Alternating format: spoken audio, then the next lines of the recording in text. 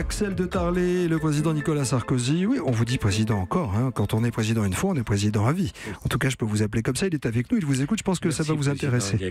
Oui. Samedi, ce sera les 10 ans de la faillite de la banque Lehman Brothers qui va déclencher la plus grave crise depuis les années 30. Et Axel, vous avez souhaité revenir sur cette folle journée. Voilà, même si c'est beaucoup moins grave, moi, puisqu'il ne s'agit que d'argent, bon, des milliards, mais que d'argent. Donc effectivement, samedi, on fêtera les 10 ans de la faillite de Lehman Brothers. Donc vous étiez élu depuis un peu plus d'un an, Monsieur le Président.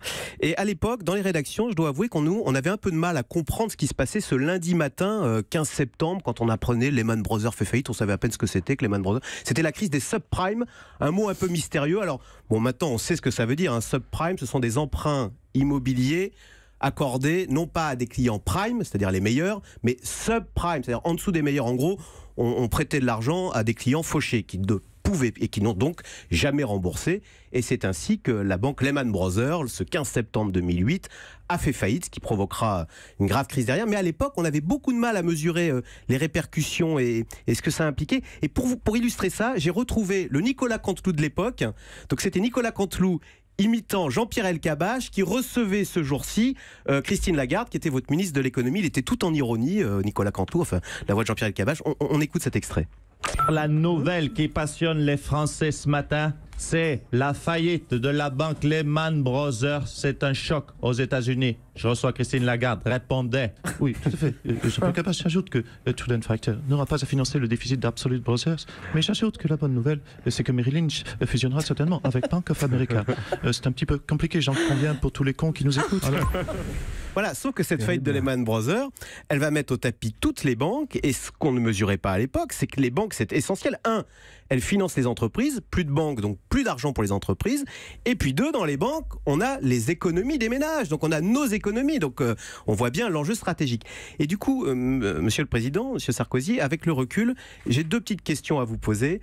D'abord, ce lundi 15 septembre 2008, comment vous l'aviez vécu? Est-ce que vous-même, c'était assez inédit ce qui se passait? Et puis deux, est-ce qu'à un moment, vraiment, vous avez eu peur qu'on assiste en France, comme en Argentine, à des millions de Français agglutinés devant les guichets des banques en essayant de récupérer leurs économies avant des faillites annoncées? Mais d'abord, moi j'étais aux États-Unis parce que c'était l'Assemblée Générale des Nations Unies où je devais faire le discours pour la session d'ouverture. Et Paulson, le secrétaire d'État au Trésor, avec beaucoup d'arrogance, parlait de la volonté du gouvernement américain de sanctionner les dirigeants de Lehman Brothers. 3 jours après, tout le système financier mondial était par terre. Tout. Parce que la confiance, quand on l'a, on n'y attache aucune importance. Quand on la perd, on s'aperçoit qu'on ne fait rien sans confiance. Vous dites comme en Argentine pour les banques? Pas du tout. C'est pas le monde entier. Dès que quelques semaines après, se formait devant tous les établissements bancaires en Angleterre. Et Gordon Brown me téléphonait pour me dire qu'il allait être obligé de nationaliser toutes les banques parce que les gens retiraient leur crédit. Ce qu'il faut bien comprendre, c'est quand vous mettez 100 à la banque utilise 90 des 100 pour prêter. Si on va tous demander à la banque de nous rendre nos économies, le système fait faillite.